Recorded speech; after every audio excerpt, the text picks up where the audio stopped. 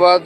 আপনারা জানেন যে জাতির বহুল কাঙ্ক্ষিত যে ক্ষণ সেই ত্রয়োদশ নির্বাচন আমরা জাতিকে কথা দিয়েছিলাম যে একটা উৎসবমুখর পরিবেশে ভোট গ্রহণ সম্পন্ন করব।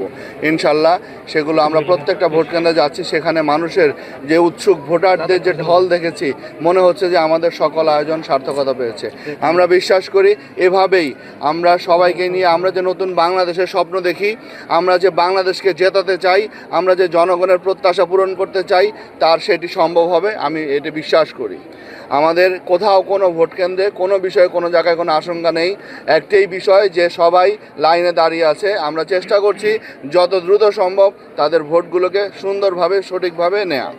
একজন প্রার্থী কোনো অভিযোগ না, উনি যেটা বলেছেন যে অনেক বড় লাইন হয়ে যাচ্ছে, টাইম একটু বেশি লাগছে, এরকম এর শুধু উনি না, যেহেতু এত বেশি ভোটারের উপস্থিতি এই কারণে একটু টাইম লাগছে এবং সবাই একই সময়ে চলে এসছে, মানে সবাই একটা উৎসব মুখর পরিবেশে একদম সকাল থেকেই চলে এসেছে।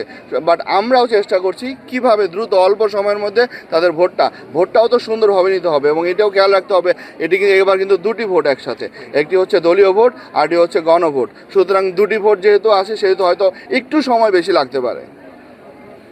ফলাফলটা পোস্টাল ভোটের জন্য আলাদা কেন্দ্র আছে, সেটি হচ্ছে রিটার্নিং কর্মকর্তার কার্যালয়ে, সেটি একটা কেন্দ্র আছে, সেখানে প্রিজাইডিং অফিসার দেওয়া আছে, পোলিং অফিসার দেওয়া আছে, তারা এজেন্ট দেওয়া আছে, তারা 4:30টার পর থেকে কাউন্ট করবে এবং সেখান থেকে তারা ডিক্লেয়ার দিবে।